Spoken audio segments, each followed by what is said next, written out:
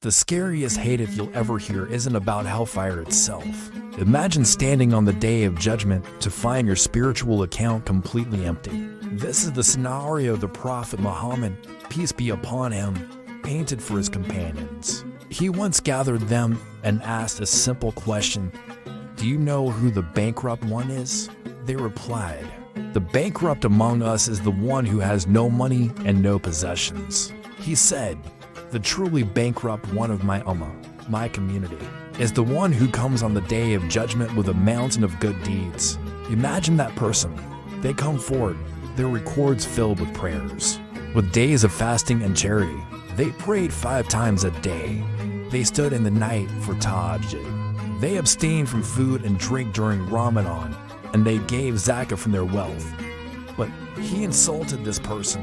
He wrongfully consumed another's wealth.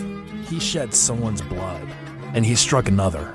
He used his tongue like a weapon, assassinating characters with backbiting and gossip.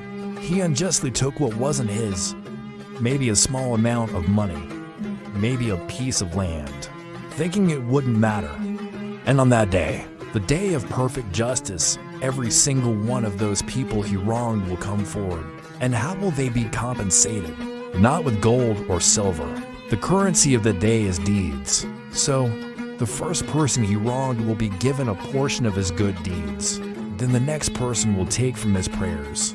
Another will take from his fasting. They will keep taking and taking, depleting his account, one good deed at a time, until his spiritual balance hits 0. But what happens if he runs out of good deeds and there are still people he wronged? Still debts to be paid.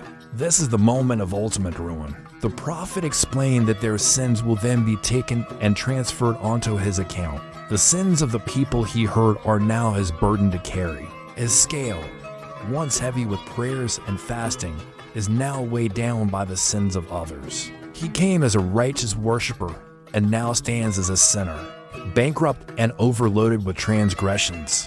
And then, the final, chilling verdict is delivered. The Prophet concluded, "Then he will be thrown into the fire."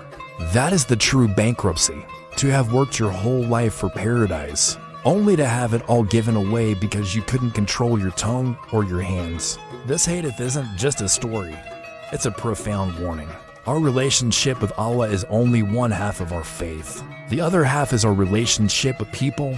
Protect your deeds. Guard your tongue. Be mindful of people's rights, their feelings, and their honor. So fix your character now, before it's too late. May Allah protect us all from being bankrupt on that day.